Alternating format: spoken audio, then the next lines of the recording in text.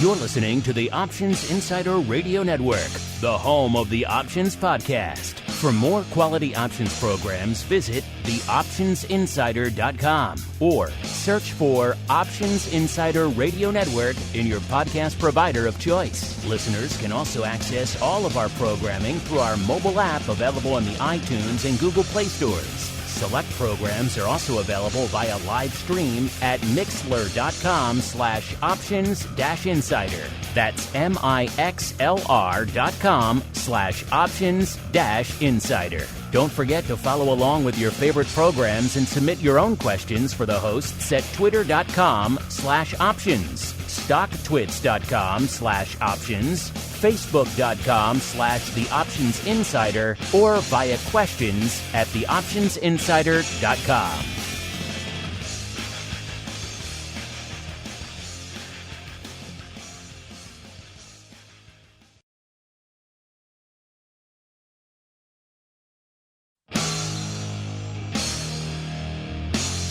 And now, it's time for the show that breaks down the options market from unusual activity alerts to market analysis, strategy overviews, listener questions, and much more. If it involves puts and calls, then our all-star panel will break it down. It's time to hit the Option Block with your host, Mark Longo from the Options Insider Media Group, and co-hosts Uncle Mike TOSAW from St. Charles Wealth Management, along with Mark the Greasy Meatball Sebastian and Andrew the Rock Lobster GIOVINAZZI from OptionPit.com. And now, get ready to hit the Option Block.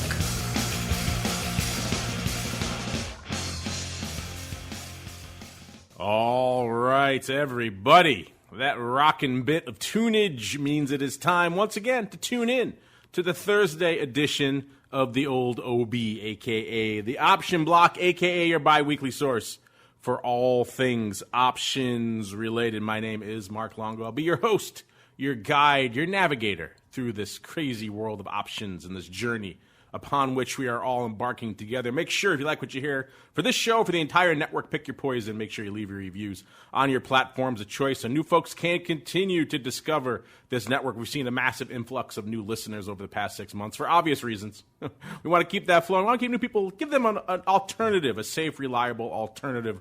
We've been around for a while. We've been doing this for a while, so we won't steer them astray. So if you like what you hear, make sure you keep those reviews coming so new folks can continue to find a path to our door. And of course, keep those questions coming. We do love to hear from you guys most of the time. I'd say 98% of the time. And let's see who else we're hearing from on the program today. First, let's go out to a quaint little hamlet where I am sad to say I have interrupted his kayaking for the purposes of options, education, analysis, and knowledge. Yes, he is the rock lobster himself, freshly out of breath from the ocean, and also beaming in from the land of Maine by way of the land of the pit. Mr. Rock Lobster, welcome back to the program. What's up with the morning kayaking in Maine, sir? I got my breath back. I've got till like late October, and then the window closes. So you gotta take it while you can get it.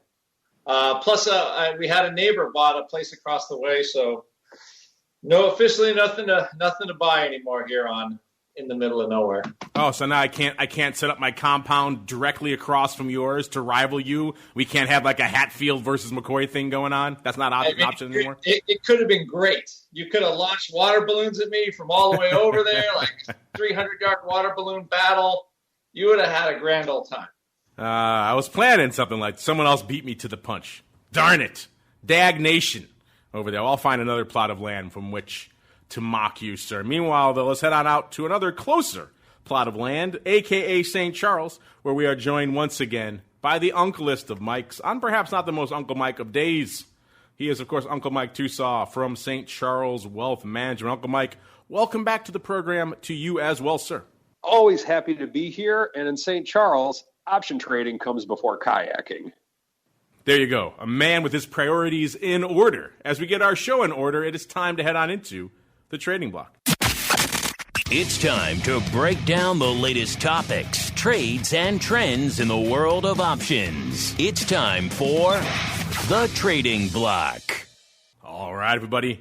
That music means it is time to do it. It is time to break down what the heck is trading, what is rocking and rolling, lighting up our tapes out there collectively. Like I mentioned at the top of the show, they're not exactly the most Uncle Mike of days out there. Most of the major indices firmly in the red right now. We got the Dow playing the laggard yet again, off a mere 0.75%. We've got the S&P off over 1% now, 1.25%, and the Nasdaq closing in on 2% to the dark side out there. Gold also off 1%. Crude oil getting a bit of a lift, 41 and change.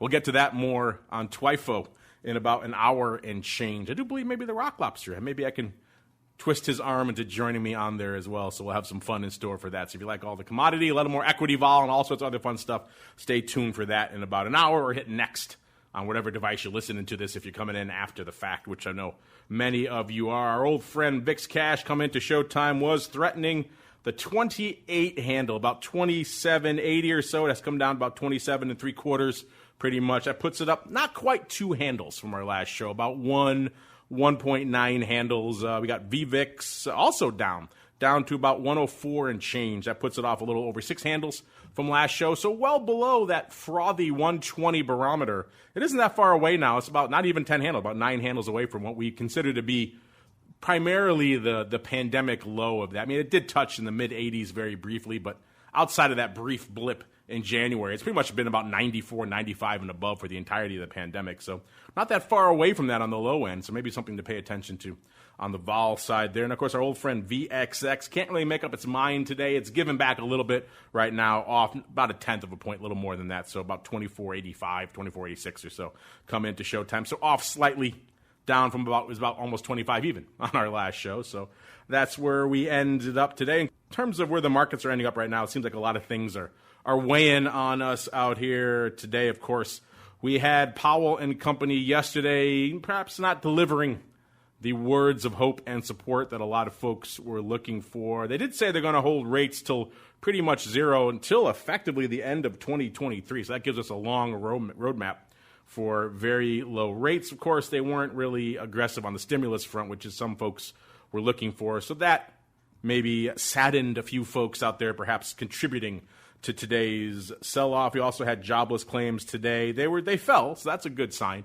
in mid-September, but of course they're still very high, and that of course shows that there still are a lot of job losses out there as a result of this pandemic. I don't think that's going to really surprise anyone. So clearly maybe the 1-2 punch of the Fed, and maybe these numbers not exactly blowing anyone's skirts off enough to really kind of weigh on the markets, or it could just be, hey, another day of profit taking out there. At the end of the day, it's more sellers than buyers, right? And that's really what matters out there. Of course, we all are also living in the post-snowflake blush out there. Everyone's a snowflake out there now. This is one of those IPO friends. I haven't seen one of these in quite some time, at least to this degree. And it's funny that it was Snowflake, because not exactly a household name, this one, a cloud data company, effectively. And yet it was all the rage yesterday. They raised $3.4 billion in their IPO, sold about 28 million shares at 120. That's after revising their range up. They had expected 75 to 85 last week. They revised it up to 100, then to 110, and then finally to 120 when folks like Berkshire and other Salesforce came in to take pieces off their hands there. Still, the trading just took off from there. It gapped up. It started trading, I should say, at 245. That again shows you the IPO process. Maybe they left some money on the table as if they went IPO at 120 and it opened at 245. That's why the IPO process is always such a dubious process. We're going to just go Dutch auction. Let the market dictate where these things go. But that's an argument for another day out there. Instead of letting some opaque investment banker try to determine the market sentiment. Because they always do a great job leaving $100+ per share on the table here. And then they got up to, 253, almost 254. So that's pretty much well north. At the peak, at the apex, it was worth almost $71 billion. Just saying that out loud brings a smile to the face. $70.4 billion. That's about 5 times what it had valued itself at in February out there. So a little bit of hot IPO action coming back into the market as well, which is maybe concerning or refreshing, I suppose, depending on your point of view, what you like to see out there. Either way, it got everyone's attention. All of a sudden, everyone was super jazzed about cloud data in a way we haven't seen in a while.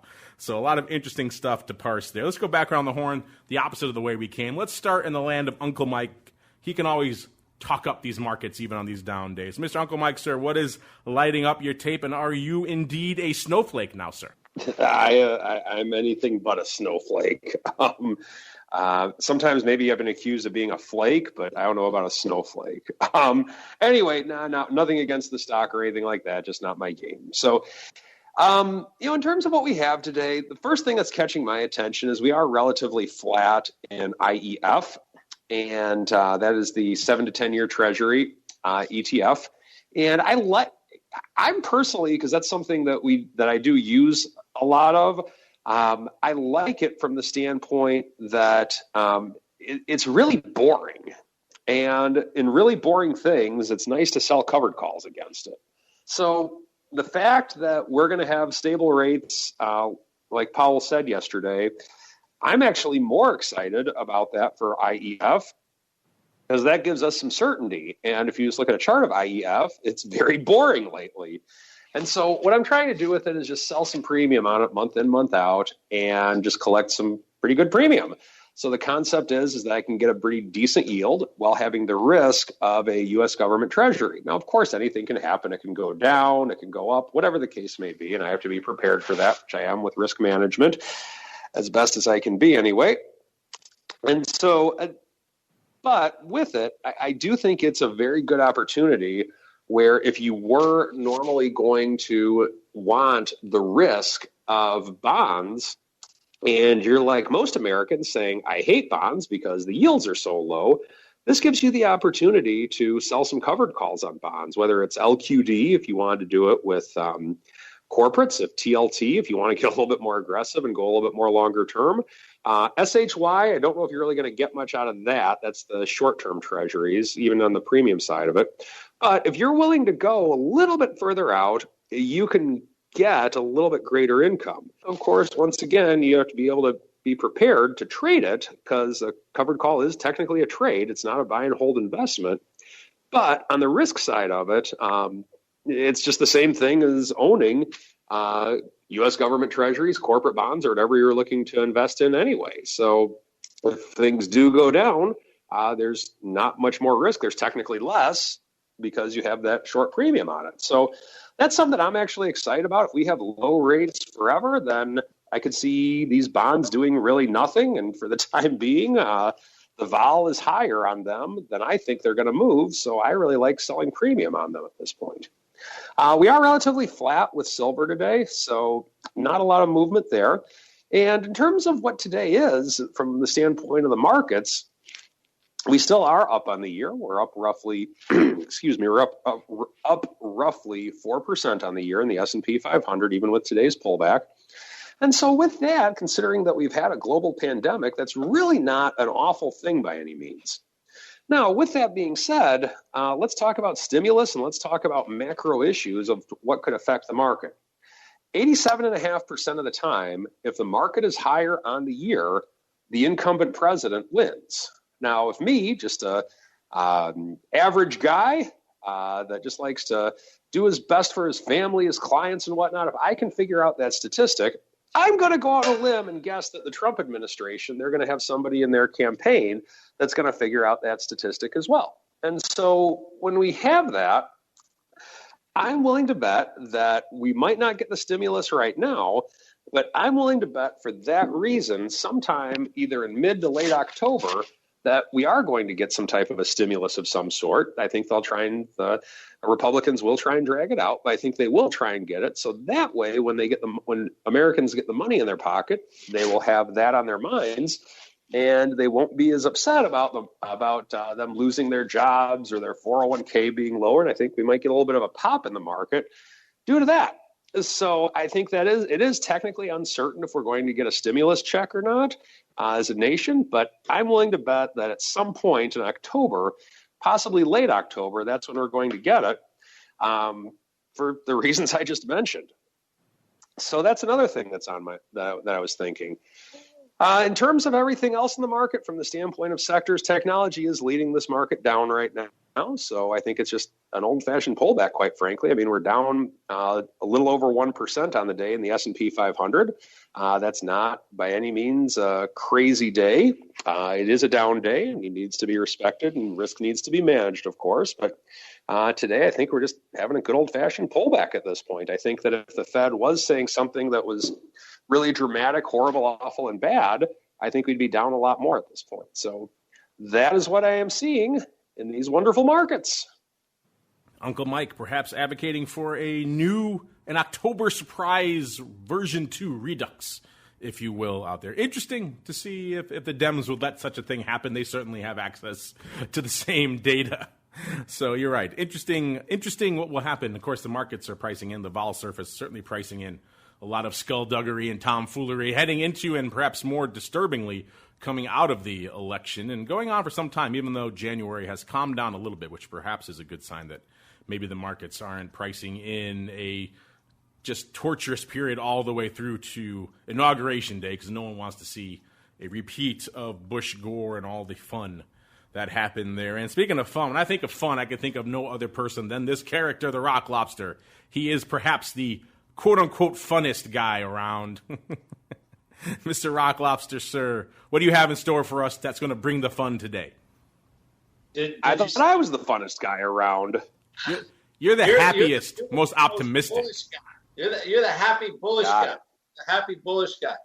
I did send you a picture of a cricket that I wrangled out of my office just so I don't disrupt 2 shows with the crickets today. That would be very nice of you. Thank you, sir. I did do some cricket wrangling this morning. I wanted you to know. They followed you in from the kayaking.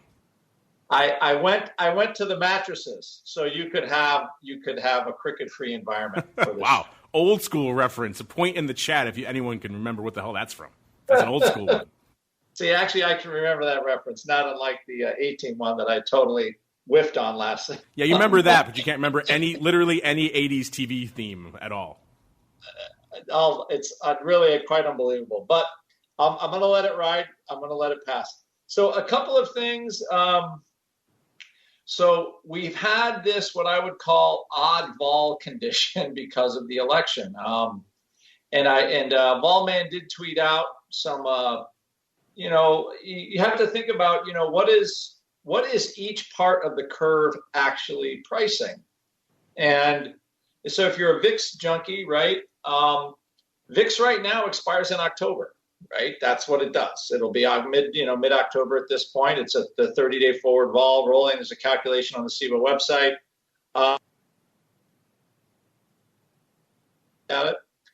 And then, of course, you have the way the futures interpret the actual SPX, implied volatility in time. So there's a November cycle in SPX, there's an Ox cycle, DEES, whatever, but those all have volatilities. And the futures, in order for the thing not to be arbed to all craziness, interpret those vols. They do a forward vol shenanigans and come up with a value and show a value for what those are, because of all of the futures are priced relative to where the VIX is now, what the VIX will be on expiration, because that's what the future's saying, right? The future's like, if you want to buy October VIX, you have to pay $30.55 for it right now. That's what it says. So on October expiration, if you want to buy VIX, you have to pay $30.55 for it right now, even though it's trading $27.69. So there has to be something going on with how the volatility will look on October expiration and what VIX will actually be to price that future. So the hardest thing about trading VIX is, what the hell are you? Sorry, Jacardi's she's gonna make sure that curse word goes out because it's family program. And so the whole point of this is if you're trading these products, you have to be really cognizant about what you're actually buying and selling. So the trade I have that I put on like decent size is like Ocnov time spreads, but in the SPX and SPY, not in VIX, not in VIX yet. because I think the market is pricing election shenanigans, whether it happens or not. If you look through, all the pricing right around the election, the weeklies, there's pretty high relative vol for those, like the no 4, no 6 cycle. And then it subsides by no 20 a little bit. So there's some pretty substantial pricing involved. So whether we have the shenanigans or not, and I don't know what's going to happen, or the uncertainty around it, the market has placed a bid on it for right now, and it is extreme. Okay, it's the most I can remember seeing vol in an election. Like if you look at 4 years ago, even when Hillary had the whatever with right when Comey says, hey, we got to look into this or something, that vol like maybe popped to 23 or 24. All right. And currently the cash to 27.74. Remember, this is fully 2 months before the election. And the futures are in the 30s. So the market is definitely pricing something else. Now, is the COVID a factor? Sure, because we haven't been able to drop below 21.5 in 6 months. So that I would say, yeah, that's a major thing. And myself, I kept thinking it would because, this thing is going to subside. It's going to and it never does. So you have like these two things now that are kind of piling on. Things that could change this drastically. A vaccine that people actually believe might work. Okay, that's one. A clear winner or a clear leader in the election right now, as far as I can see from all the betting polls, they only keep getting tighter, right? I don't really look at like CNBC polls or anything like that. I just look at the betting lines, okay? And what are they saying? Getting tighter. So you have those things, and it just makes for a volatile brew. And at least for right now, that's where vol is. Do I think there's a lot of opportunities in different stocks? 100%. So I'm kind of the same mind I was in March, and people, I got made fun of for selling. Think of a crazy price for a put and sell it. That's kind of what I'm doing right now. So I'm just like, okay, I'm looking at January. This vol is pumped. What do I want to own 30% or 40% lower than it is right now? And what's the return I can get on the put? And if I get, somewhere between 7 and 9% by the end of the year from here, I'd be happy. If not, I'm going to get a whole bunch of stock a whole heck of a lot lower than where it is. So I don't want to think too much about going through the election. I would like rather to, kind of trade the stuff that I see. But as far as like long-term opportunity, you kind of have to have a bid there in order to get something. So that's kind of where my brain is sitting right now as far as the election goes. If you're looking for a signal, how much I would say as time goes on, we should drop more into contango, like the OX should get a little lower relative to the NOV. Because that October cycle, that regular OX should be coming off. So we'll see actually what happens. Even though it should happen, doesn't mean it will happen. So I think there's, and a secondary part is SPX right now is essentially a giant earnings play. The earnings play is centered on the election date. So it's going to trade just like an Apple or a Google or anything else into earnings. You have a known date. It could be massively volatile day. And all of Black-Scholes' assumptions break when you have extreme volatility for one day because the model wasn't designed like that. So when you're looking at how vol trades, think of it more like an earnings event and how you would play an earnings event in a particular stock. This time, though, with the outcomes a little bit differently because it's broader market. But anyway, of course, those are all my opinions. Don't get yourself hurt by them, but that's what I think is happening.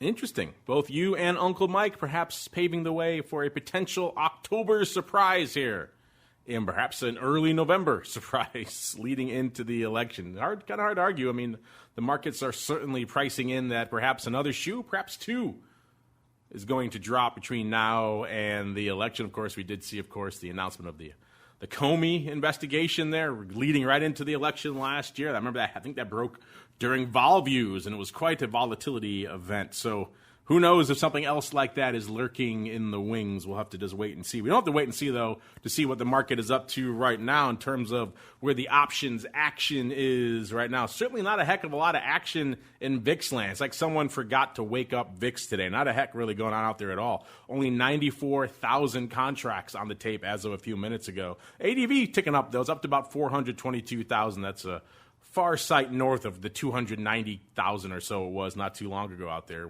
So a little bit of a rebound in VIX options, even though today apparently not going to contribute to that a whole heck of a lot unless VIX is going to kind of wake up and get rolling. What has woken up, though, and what is rolling is SPY. Already about 3 million, about 3.1 million on the tape in terms of contracts as of a few minutes ago. The ADV is only 4.1 or so. So it's already well on its way to eclipsing its own ADV today. The S, same story, about 702,000 contracts on the tape as of a few minutes ago. The ADV, about 1.1 million out there as well. So both of those well on pace to exceed their ADV today, even if VIX is still kind of sleepy out there. The Qs, same deal, 1.25 million contracts on the tape as of a few minutes ago. The ADV about 1.42 out there. So the Qs also on the rampage today, also on pace to blow past their already getting a little bit inflated ADV. And IWM, similar story, at about 383,000 contracts. The ADV out there, 402 out there. Let's see how our friend IWM is faring out there. It's off a little north of 0.75%, about 0.85%. So out there, kind of in line. It's been an odd duck to watch this week. It's kind of bucked some of the trends of the major indices. Again, if you want some more small cap, stay tuned. We'll get into that more in a little bit over there on TWIFO. Now let's dive into the top 10. What the heck is lighting it up out there from an overall options perspective? Cost you about 178,000 contracts to break into the top 10 today. That gets you all the way to NVIDIA. We've been talking about them for a while. Some big moves going on in NVIDIA land. Of course, they've been the bellwether for a lot of advances on the technology front, mobile, crypto. Now, of course, they're talking about picking up ARM. I believe something like a $40 billion transaction, so a pretty sizable transaction out there. Certainly will transform NVIDIA. They're already a pretty powerful player on that gaming and PC and technology side, and now with ARM, that would certainly change the game quite a bit. So interesting stuff out there. NVIDIA lighting it up to the tune of 178,000 contracts. Number 9, everyone looks at it, says Vale. Of course, it's Vale. It's out of Brazil. 188,000 contracts, even though Vale makes it sound like it's a nice ski resort out there. Number 8, American Airlines, 199,000 contracts. Number 7, Amazon, breaking into the 200K now, 229 for the Amazonians out there. Number 6, Microsoft, 234,000. Not exactly in the TikTok dance anymore. Doesn't seem to be hurting them, at least from an options volume perspective for number 6. Number 5, AMD, back in the top 5 again, 237,000 contracts. Number 4, Facebook. Not exactly the best headlines for Facebook over the last few sessions. They, of course, have all these large social media players pushing to freeze on Facebook. Of course, they did also announce an Oculus Quest 2 as well, kind of out of the blue, maybe as a bit of a counterpoint to all that bad PR they're getting. Either way, it's accounting for nearly 300,000 contracts on the tape, and it's good for number 4 on our top 10 here. Number 3, GE, back in the top 10. Good old GE on a bit of a rampage of late. 516,000 contracts. Remember, there was a time not too long ago where the top 5, perhaps even the top 3, wouldn't be complete without GE. It's been a while since we've had that again, pretty much since the pandemic really took off. But now GE back in the top 3 with over 500,000 contracts on the tape. That means number 2, it's the old TSLA, 910,000 contracts. These things they have not stopped since that split announcement. It's just been fascinating to watch. The brokerage industry should just be sending checks to Musk and to Tim Cook and just blowing them kisses and Christmas cards, because the brokerage industry it consists entirely of Tesla and Apple at this point. And then a little bit of SPY and maybe some VIX and some others thrown in there. But those two alone, just the darts they're generating, it's keeping people happy in the brokerage space. That means number 1, of course, Apple. 1.66 million contracts on the tape as of a few minutes ago. You're hard-pressed to find a day now where Apple isn't doing over 1 million contracts a day. So crazy town out there in both of these names. Let's look really quickly, see where the most biased paper is in our top 10. It's going to be GE with 82% of that paper coming on the call side of the ledger. So a good 400K and change worth of paper coming on the call side of the ledger in GE. Interesting stuff. Actually, no, I take that back. Vale Number 9 had 87%, much lower number, 87% of 188,000, but still 87% on the call side. So a nice close dance there between GE and Vale. Let's just call it Vale for fun because it sounds like a nice, cool ski resort. Let's move on out to earnings. Not a lot on the tape this week. We got Lennar on Monday. We had Cracker Barrel, FedEx, and Adobe on Tuesday, and that was kind of about it for the big names out there, unless you're a big fan of Oak Street Health. They were on Wednesday. Of course, we have all those names and all the ones that have already reported their move reports, their move results reports, and indeed the move and earnings season reports over there, theoptionsinsider.com. That's the place to go. Click on the Options News and Articles tab. If you go there and you're like, wait a minute, it's all shows. It's a lot of shows, but it's also Options News and Articles tab, top right corner of the homepage. That'll get you to all the other good stuff over there. If you did that, you would see that the earnings season has not exactly been a robust one for premium buyers. It's ticked up a little bit. It was 72% on our last report. Now it's up to a whopping 74%.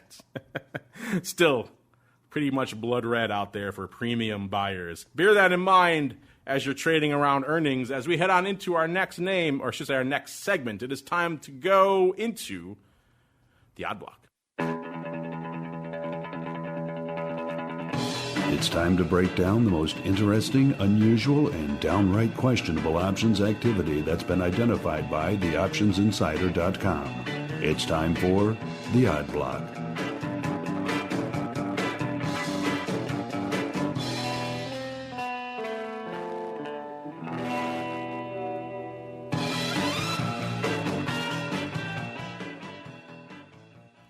All right, everybody, let's get weird, let's get wild, let's get odd. Yeah, it's time for the odd block.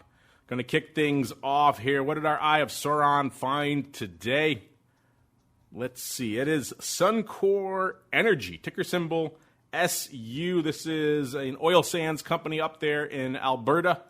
And let's see, trading right now, $13.50 or so, off about 13 cents. Nearly a full percent, but not a huge mover day out there for Suncor. Let's look back over the year that has been out there. We all know the travails of the energy market over the past year. This chart pretty much reflects that. A year ago it was trading 32 and change, and it ticked up to about 34.5. That was pretty much their high right around mid-January. Then they kind of trended down. By the time the pandemic sell-off really started in mid-February, they were already trading $30.50. They had given up quite a bit already there. And then by the time the big sell-off commenced, by the time mid-March rolled around, they got down to $9.60. So bit of a rough go for Suncor. Interestingly enough, they didn't have a big sell-off around the negative inversion in crude oil out there. It didn't seem to really hit them too hard. Then, of course, they had their near-term peak at 21.28. Guess when, listeners? I bet you if you're listening to this show, you probably don't have to look like I don't. You can just guess off the top of your head. It's June 8th, and you would be correct. June 8th,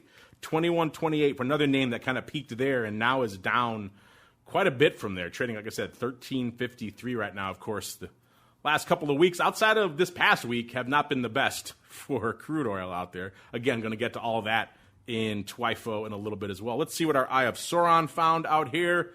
Looks like it was the OC14s that lit up its radar today to the tune of 8,000 of these bad boys going up for 50 cents. And these were 50 at 55 when they went up. So your first blush might be, hey, that's a bit of an overwrite, but that didn't really smack right to me. This is one of those ones you kind of want to dig a little bit. Luckily, I had a little bit of time right before this one up. Sometimes these come right across my screen. I have to just dive right into them. But I had a second before this one to do a little bit of digging, and that confirmed my initial suspicion. Because when you see a market that tight, 50 at 55 and 8,000 going up on the bid at 50 cents, probably something else is afoot. Maybe there's a large resting bid there. That seems to have been the case here. Because a total of nearly 14,000 of these things have traded on the day so far, and there were a lot of other prints going up, including 1,500 for 45 cents, lifting the offer. So it seemed like they were building up from smaller lots and smaller lots to this big 8,000 lot. And they were lifting the offer every time until they finally just parked a bid for 50 cents for the rest, and they got filled. Also worth noting, the IV ticking up ever so surely on this strike throughout the day as these trades went up. Started up around 48%, and as these trades went up, it topped out almost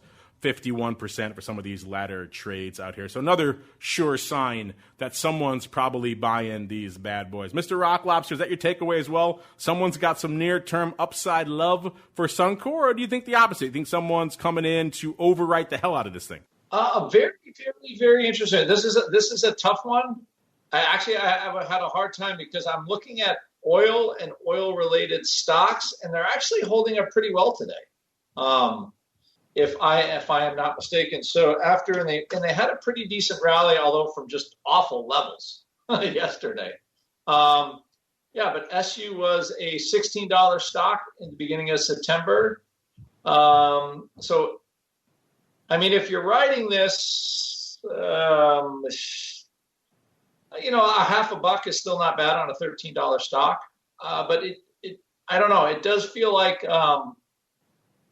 more like buying paper. There's a little bit of a bid to the volatility, which generally suggests somebody's buying it, like vol's up around 5 points. And normally when something has a big sell-off, you remember the old days, right? Things come down, all of a sudden you blow the vol up, you make the calls more expensive so that when the public came in to buy them, they had to pay more money because you were busy buying stock against the calls you sold. Good times. This would be one of those where I think it really was a call buyer, resting bid. They're a 55-cent bid now, probably because somebody's mad they didn't get to pay 50. And then we'll see what happens. And then you write these calls and you buy a ton of stock and you just hope for the best. So that kind of feels like what this is, because there's almost no open interest in the cycle. Yeah, you got to work a little bit to get 8,000, let alone 14,000 done in a name like this that doesn't really do a lot of paper here. We'll put this one in the to-be-watched category to come back to this one a little bit as well. You'll be happy to know, Mr. Rock Lobster, because you were belly aching so much earlier this week. We are going to review some names today as well, just to make you happy. See the lengths we go to keep the Rock Lobster happy. But first, we have to drop our next bit of analysis into, it looks like some more REIT put action, Mr. Rock Lobster. You love these. This time, it's Geo Group Inc. This is a REIT out of Boca Raton, or as the locals say, Boca Raton. They invest in private prisons and mental health facilities. An interesting niche, to be sure. Trading right now, $11.50, up about 5 cents. Ticker symbol GO, GEO. This one has had another tumultuous year. A year ago, it was trading almost $18, $17.84. Looks like it topped out at, first off, it sold off down to 13 and change by December. Then it rallied again up to about 18.42 back in February. And then we all know what happened shortly after that. Kind of the great nadir took this one as well. How low did it get? It got down to $9.95 on March 23rd. And then it almost completely rallied back, got up to 15.13 again by April 14th. Then it sold off and gave all of that almost back again, down to 10 and change again by May 15th. So just a crazy couple of months. And, of course, it topped out this one a little bit differently. Decided to paint their own, blaze their own trail here, not topping out on June 8th. No. But June 9th. That's the first one I've seen on that date for $14.67, and it hasn't ever looked back from there either before selling off again down to $10.60 or so, and now slowly making its way back up to where it is today at about $11.50 out there. Let's see what our Eye of Sauron found out here, Mr. Rock Lobster. Looks like puts, smells like puts. It's definitely puts. It's the March puts, March 8 puts. So an interesting strike. Again, this is almost $2 below their 52-week low out here. Let's see what they're up to. Let's see if we can intuit it, Mr. Rock Lobster. 4,500 of the March 8 puts going up for 55 cents. These things were 35 cents at 55. So not a lot of nuance to this execution. Not a lot of other paper to parse either. This is pretty much the only big print that's gone up out here today. So Mr. Rock Lobster, when it looks like a duck and it quacks like a duck, chances are it is a duck. This has to have all the airs of some opening downside paper, paying 55 cents to hedge himself out $2 below the 52-week low through March. The next cycle for earnings are on November 5th. So there's going to be a couple, obviously, between now and March. So he does get a couple of cycles in for that. But still, it's an interesting level, interesting price, and just an interesting trade, Mr. Rock Lobster. What do you think about someone paying up a fair bit for these $8 puts in Geo Group? You know what? I'm going to take the opposite side, I think, of that idea. You think they sold the offer? No. I think the offer was posted and they wanted to get them sold, and this is a line in the sand put. Really? It'd be impressive. It'd be impressive. You talking about skullduggery earlier. That'd be an impressive offer to post just to match it. Cross it on your own offer. I'm trying to, like, I'm looking at it. I'm like, another thing too is there's really no flutter in vol at all. Like, nothing. Like, this is not a widely traded name. It's like, and there's certainly several things that could go wrong, right? So it pays a pretty good dividend. Maybe they're predicting the dividend is going to stop. I'm just looking at it. I've never seen this name before in my life, but it has a pretty good dividend history, and they haven't given it up on it. If it's not a print from that direction, you know, I'm like, why the hell do you buy these puts? Like, that's my question. Like, why would you buy these puts? And they're about to pay another divvy, right? And the low of the stock is 10. So I'm like, the only thing I can think of is somebody's looking at vol's pretty high, and they can either collect, and I'm just doing the arithmetic, right? So out to March, they're going to collect a NOV and a FEB,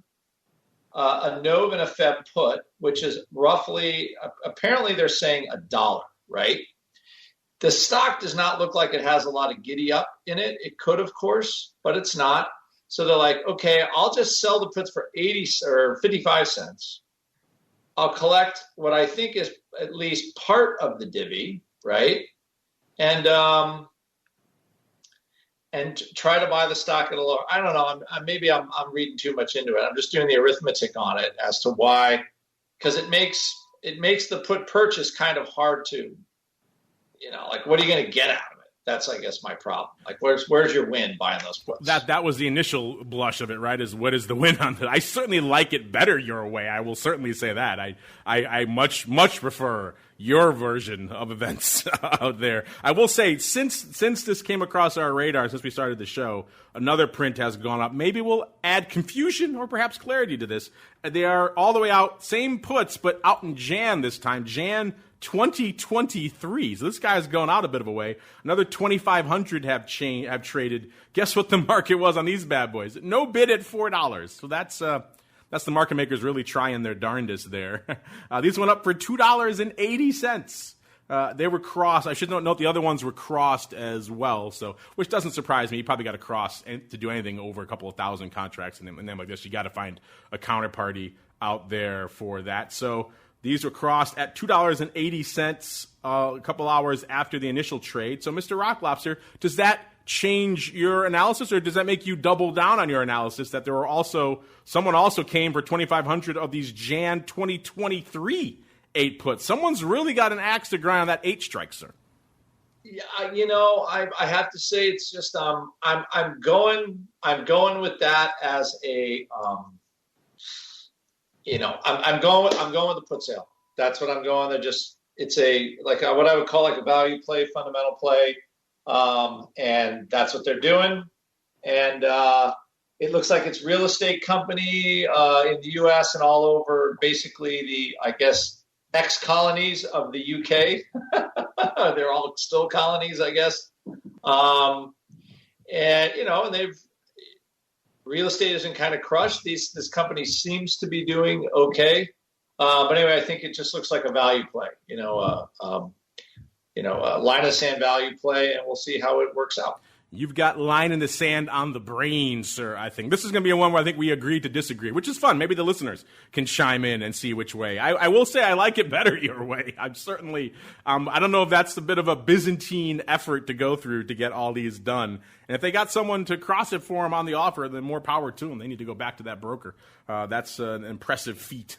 But nonetheless, I think these are probably buying. But hey, you guys can weigh in. This is an open conversation here. Let us know what you guys think. We got some time. We'll come back to these. We got some time, certainly till the Jan 2023 puts. We probably won't wait that long. But we'll definitely come back in by March, and maybe we'll have a little bit better idea of what the hell is going up out here.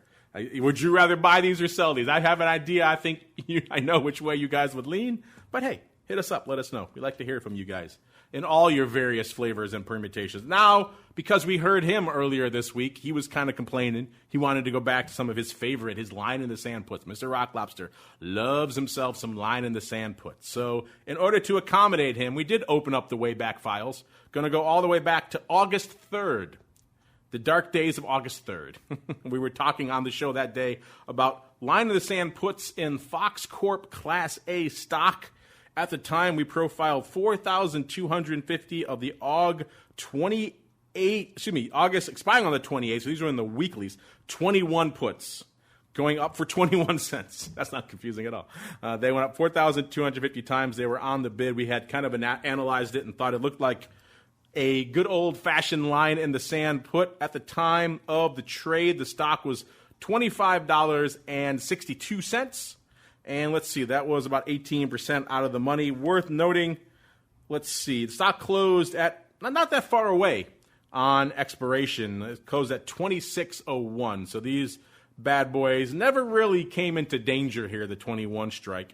Let's see, 4,000 traded also not that long later, close to expiration on August 18th, but it was for 7 cents. But weirdly enough, it seemed like a lot of churn and burn because the OI pretty much stayed unched on that day. So it's still over 4,000 going into expiration. So it seemed like it would have been strange if he took them off for 7 cents and they were so clearly his way at that point. So it looks like Mr. Rock Lobster, this person put him on, and he pretty much kept what he put on, the total of around 90,000 worth of premium in these puts kind of expired worthless. Is that your take as well, sir, or do you think you're flipping the script and he bought all these bad boys?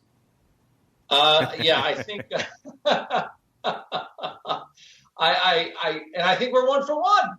Are we 1 for 1 on the line in the sand?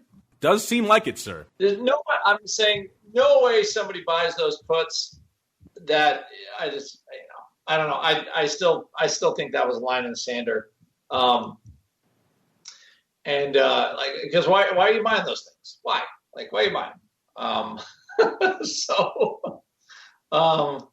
It looks like they made a little bit of money. Again, you notice the dollars. Basically, buy your girlfriend a nice Ferrari, like a used one, 90 grand. That's my my line in the sand criteria, because somehow they always end up pocketing around the same amounts, around $100,000. Why does it have to be for your girlfriend? Why can't you buy yourself a Ferrari? I mean, why you got to be giving away these Ferraris that you're making all the time here? Well, I concur on that one. I think they kept that money. Let's see what you guys think, because it's Thursday. It's time to open up the mail block. It's time to take your seat on the All-Star Panel as we read your emails, tweets, Facebook messages, website comments, and much more. It's time for the Mail Block. All right, everybody. Welcome to the Mail Block. You guys ask questions. Sometimes we turn the spotlight back on you and ask you guys questions. We did that beginning of this week. We were talking about some interesting strikes we've seen in our option scans of late, particularly out there in that T name you guys love or love to hate. Yes, we were talking Tesla. So we asked you guys beginning of the week, what do you think is the largest open position in Tesla options right now? We asked you to go on the honor system, no cheating, no looking it up. Use your gut. What does your gut tell you? A lot of people chimed in with interesting ideas and DM'd us with what you thought it was going to be. And interesting to see what people thought. Remember, we gave you 4 choices. Jan 500 call, D's 350 put, June 750 call, or the January 1 strike put. And you guys have been voting hot and heavy on this one. It actually goes out in about an hour, so if you're listening to the podcast, it's done. But if you're listening live, you have a chance to go make your voices heard, even though it does seem like the votes have lined up a certain way. Before I reveal that way, let's go back around the horn. Let's start with Uncle Mike. I do believe on the last show on Monday, Mr. Uncle Mike, you were leaning on the D's 350 put. Is that A, still your choice? And B, more importantly, where do you think our audience lined up, sir? I'm still I stand by it. I still think the 350 put is the most active. I haven't looked at it. I don't really follow the stock very closely, but I think that's going to be the one with which there's going to be the most open interest in terms of the audience. I'll still go with them. I think they're going to be in agreement with me on this. You're too busy watching Snowflake to watch Tesla, right? Yeah, good point. Yeah. I watch them both about equally. Tesla, or I should say, Snowflake, a core holding of the Strategic Night portfolio, listeners. Check them out over there. All right. Mr. Rocklops, I do believe you had the same vote. You thought it was D350 put. A, is that still your vote? And B, what do you think our audience is voting for before I reveal the results? I'm thinking it's the 500 call, and I think the audience is still basic. I think they switched to bullishness because I think since Monday, Tesla's up like $70. So I'm going to guess they jumped on the bandwagon, said 500 call in Jan. Ironically, you are correct, but perhaps not for the reasons you thought. The 500 call has been leading from the beginning. The Jan 500 call, 53.2%, followed by, that's just obviously the lion's share of the winner, by number 2, the June 750 call with 19.5%, followed by number 3, the D's 350 put, 18%, and the Jan 1 puts, a mere, a paltry, a meager 9.3%. Would either of you care to hazard a guess as to which one the actual answer is? Because I'll tell you right now, the audience is not correct. Wow. You know what? I'm gonna go 750 call in June because people are freaking crazy. Mr. Uncle Mike, do you want to stay with that D350 put? Sticking with the D's 350 put, I think there's bondholders out there that are scared. Well, someone's certainly scared because the winner chicken dinner by a large order of magnitude, 181,310 contracts are open right now on the January 1 puts. Holy cow. Wow. I knew that one would bring a smile to your face. Yeah, there's nothing else even close. The next closest is the SEP 20 put 2-0 with about 116,000 contracts open, followed by the June 2022 1 put with 107,000, and then the next Jan 2021 20 put with 101,000, and the bottom of the top 5, the Jan 2 put 2 even with 100,000 pretty much even out there. So there's no calls anywhere even in the top 10. You got to go all the way down to the Jan 80s with 57,000 of those bad boys. Those are looking pretty good right now. With 57,000. That's the first and pretty much only call. Actually, that's the only call. Let's see. There's about 20 here. This only call on the entire list. So there's no calls to be found anywhere in the top open positions in Tesla. It goes from 181,000, number 1, down to 38,000 on the bottom of that list, and there's only one call to be found there. So yeah, Jan 1 puts, 181,000. A lot of people chimed in because they looked, including your buddy Mr. Lincoln, I think from Short Ball Show. They looked it up after they voted, and they were all just blown away that was actually the answer. That's why we put it in there. We knew no one would probably think about it, but yes. So a lot of you voted for the Jan 500 calls. Makes sense, but the answer is emphatically no. All right, let's go on here. Elsa has a related question. Elsa wants to know, or LC maybe, wants to know, is there still a lot of action on the Tesla catastrophe puts? Well, you tell me. I just told you what the number 1 open position is in Tesla land by an order of magnitude. It's those Jan 1 strike puts. So yes, I think the short answer to that question is still yes. I think a 1 strike put qualifies as a catastrophe put. I'm not sure what you're getting for that 1 strike put. That's an interesting conversation for another day out there. But still, interesting stuff out there. Catastrophe puts alive and well in Tesla land out there. We used to talk about the pars and the 50s. The 1 puts were never really on the radar. Now they are on the radar for size out there. Let's see what else we got here. Let's squeeze one more in really quickly. I just like this name. Walter Wiggums. Walter Wiggums wants to know, the question a lot of people have right now, are there any options available on Snow? Well, the short answer to that, Walter Wiggums, is no. Usually it takes around 2 weeks for options to become available. When it's a hot IPO like this, the exchanges have seen fit to accelerate that timetable a little bit. So they've gotten things listed a lot faster within a week or so out there. So I haven't seen on it. Weirdly enough, usually by this time on a hot IPO like this, I will have received a circular from like SIBO or someone else saying, hey, we're going to list options on this bad boy. We're going to do it. Here's the date. I have not received any such circular yet. So I don't have any information as to when they will be listed. I'm guessing from the lack of that we're not going to see them earlier, probably, I guess, within 2 weeks. Kind of strange. It's a hot name. The exchanges like to get in on the hot action whenever they can. But right now, estimated around 2 or so weeks seems to be the reliable time. A lot of things have to go on behind the scenes. Just because you have a stock doesn't mean you have to have options. Things have to happen. They've got that process sped up now, so hopefully we'll see them. Maybe, who knows, maybe by Monday's show. Maybe we'll have some snow. I don't think so, but maybe. You never know. And then I will be the first to report it to you there, Walter Wiggums, and everyone else who asked that question. Now it's time for us to go around the block for our final segment.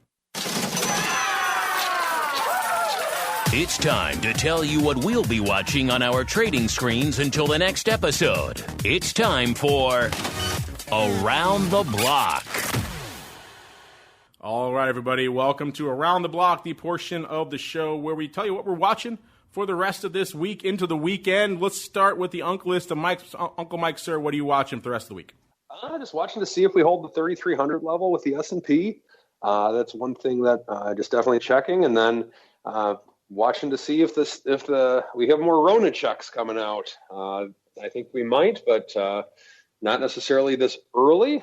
So watching for that, and then looking forward to the debates. One thing, I typically don't guarantee things, but I guarantee that if the debates do happen, they will be entertaining. Interesting.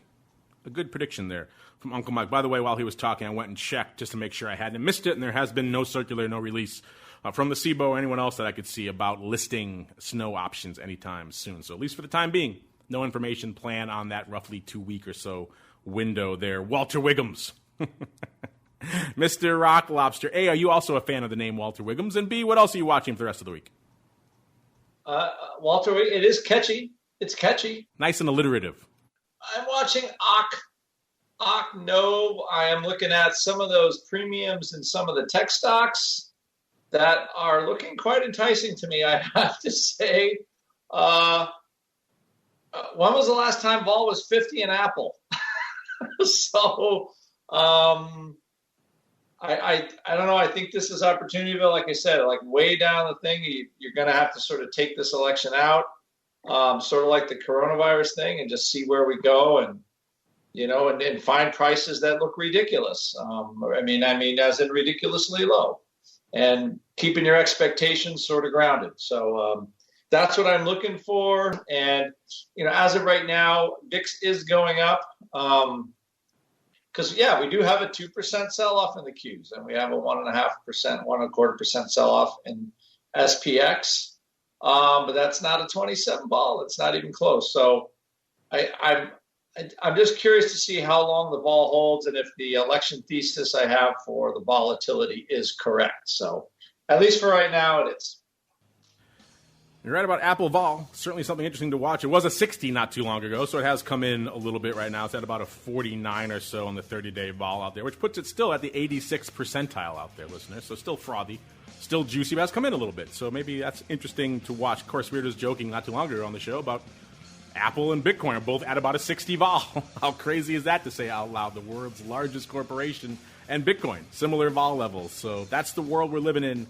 2020, listeners. If you want more of it, more analysis, all that good stuff, stay tuned. If you're listening live, we'll be back in pretty much exactly an hour. I may even have the Rock Lobster with me and some others to talk about all sorts of fun stuff. Probably going to talk some equity vol because it's there. Also crude oil moving a lot and a lot of other fun stuff on the horizon for you guys as well. TWIFO in exactly an hour. We'll pump some fun stuff into the chat. Be back before then. But before we go, let's go back around the horn. Let's start with the Uncle List of Mikes. Mr. Uncle Mike, sir, if folks are intrigued, they want to call you up, maybe talk about this October surprise in the election, or maybe college football, or anything else they want to vent their spleen about, where should they go? What should they do? stcharleswealth.com to find my information. Be more than happy to talk on any of those subjects. Call me. Especially college football. He will bend your ear about college football. Go to his office in person, wear a mask. He'll buy you some delicious Skippies, gyros, and lemonade. Talk about college football for a couple hours. Then he'll roll some puts for you. It'll be a good time. stcharleswealth.com is the place to go. And Mr. Rockingest of Lobsters, if I want to learn about kayaking or perhaps line in the sand puts, where should I go? What should I do, sir? Well, kayaking, I would just say go to the LLB website and learn about kayaking. If you want to learn about kayaking and option trading at the same time, though, come to optionpit.com and go to the memberships area, all the goodies that we have, learn how to trade vol, learn why those options might be moving up or down, and it makes it a heck of a lot easier to invest with them. So come on over and check it all out. Come on over indeed. OptionPit.com is the place to go. Learn how to ride a kayak in one hand and monitor the VIX term structure in the other. OptionPit.com, the place to go. And don't go anywhere. We'll be back in exactly an hour. And until then, of course, we'll be back tomorrow after the show for a little bit of vol view, so stay tuned for that. And we'll be back again on Monday for more of the Option Block.